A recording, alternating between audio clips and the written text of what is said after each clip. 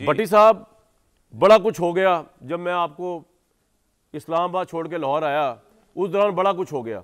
शहबाज शरीफ साहब prime minister का हलफ ले लिया, इनकी नशिस्तें फारिग हो गई, बड़ा कुछ हो गया। आप इन दोनों, इससे शिद्दत में इजाफा होगा मुल्क की सियासत में इलेक्शन कमीशन के इस डिसीजन से, या आपको लगता है कि स्टेबिलिटी बढ़ेगी? कौमी असम्बली का जो माहौल है वो आपको किस तरफ जाता है? ये गवर्नमेंट काम कर पाएगी? और अमीन गड्ढापुर जिस तरह की डेडलाइंस देते फिर रहे हैं कि 7 दिन में ये ना किया वो कर दूंगा, आपको लगता है कि वो पेशावर से मार्च भी ला के पार्लियामेंट पे ला सकते हैं इमरान खान की रिहाई के लिए? सर देखिए, सबसे पहले भाईजान, आप हैं इस वक्त हमारे हीरो, और आप जेन्युइन हीरो हैं मेरे तो ख़ास तौर पे।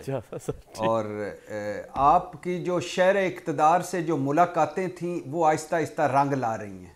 आप जो कुछ कहते हैं वो महीने, 2 महीने, 3 महीनों बाद हो जाता है, अल्हम्दुलिल्लाह। तो हम अहदे कामरान में ज़िंदा हैं माशाअल्लाह। दूसरा, आपने एक आपने जो खूबसूरत बात की, आज का किस्सा ही तमाम कर दिया है, और इससे खूबसूरत फ़िक्रा और कोई नहीं हो सकता। आपको पता है मैं बहुत जेलस फील करता हूँ किसी के फ़िक्रे की दाद देने के लिए। अच्छा। लेकिन कमाल आज आपका, आज कल आप जो आपका इंट्रो होता है ना, बिलीव मी, वही सारा प्रोग्राम होता है। बाद में आपकी बातें सुन के मजा आ गया।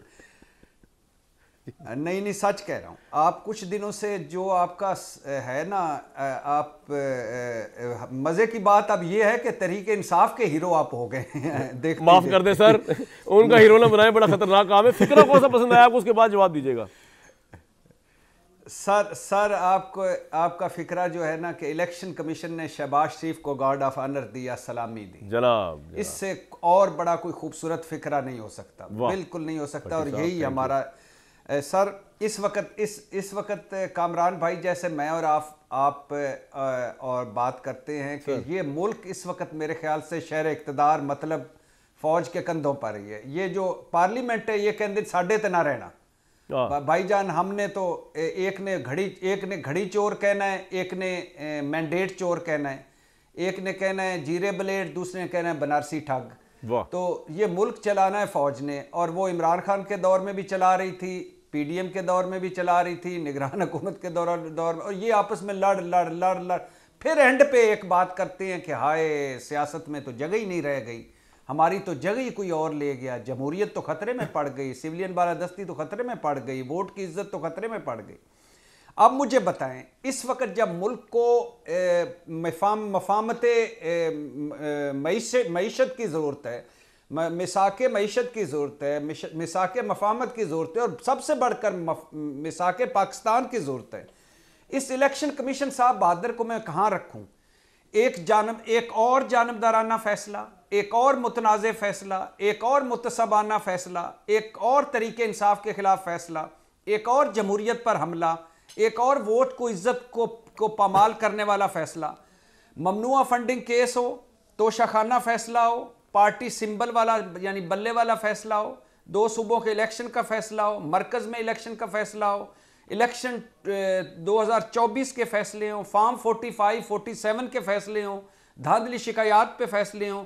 इस इलेक्शन कमीशन ने जो 75 साल तारीख का मुतनाज़ तरीन इलेक्शन कमीशन है, जो मुतसबाना फैसले करने वाला इलेक्शन कमीशन, इसने हर जगह मायूस किया और हर इम्तिहान में फेल हुआ।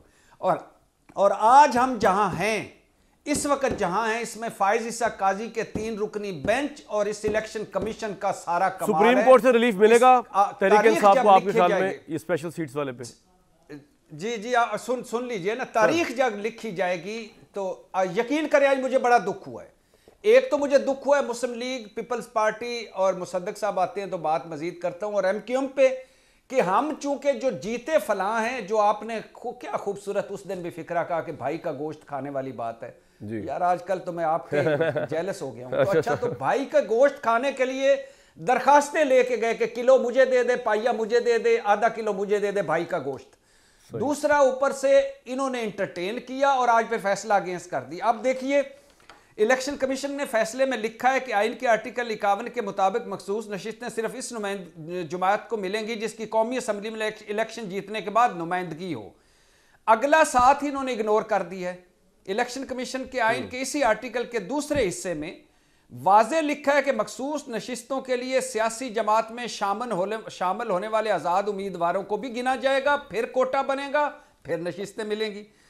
अब मुझे बताएं कि इस वक्त इस मुल्क की ये सर्विस कर रहे हैं कि इस मुल्क को तबाह बर्बाद कर रहे हैं, सवा सत्यानाश कर रहे हैं। खुदा के लिए अल्लाह के नाम पे सारे बड़ों से आज मेरी दरखास्त है कि हम बहुत बनाना रिपब्लिक मुल्क बन गया, आइन बन गया। भट्टी साहब, आपके ख्याल में ये जिस तरह की बनाना रिपब्लिक जिस तरह का ऑफेंस एक तहरीक इंसाफ की तरफ से भी आ रहा है ना, पार्लियामेंट को चलने नहीं दे रहे कार्रवाई को, उसकी जिस तरह राना आफ्ताब साहब जो है उन्होंने बाइकआउट कर दिया। ये वज़ीर आला पंजाब के वो थे, कैंडिडेट थे पीटीआई के, उन्होंने कहा जी हम तो, हमारा सीएम तो बन गया, बाहर हलफ ले लिए।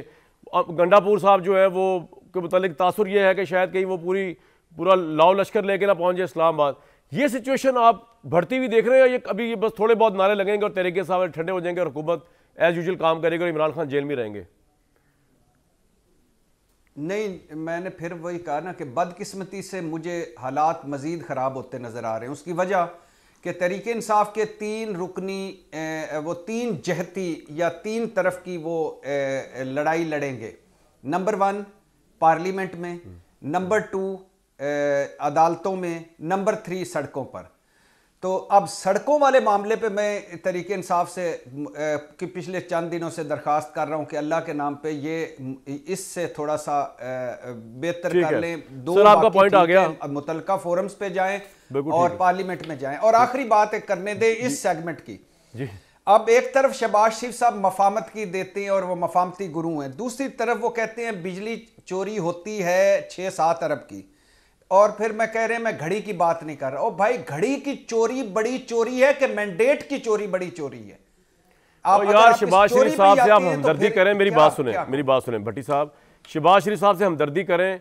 उन्होंने जो 7 जमातों के मैनिफेस्टो अपने कंधे पे उठा लिए हैं, वो उनको संभालेंगे या मुल्क संभालेंगे? उन पर इतना प्रेशर था कि जो प्राइम मिनिस्टर बने, ये मैं दिखाना चाह रहा हूँ, तो उन्होंने शुक्रिया अदा किया पार्लियामेंट की पार्टियों का चुन चुन के।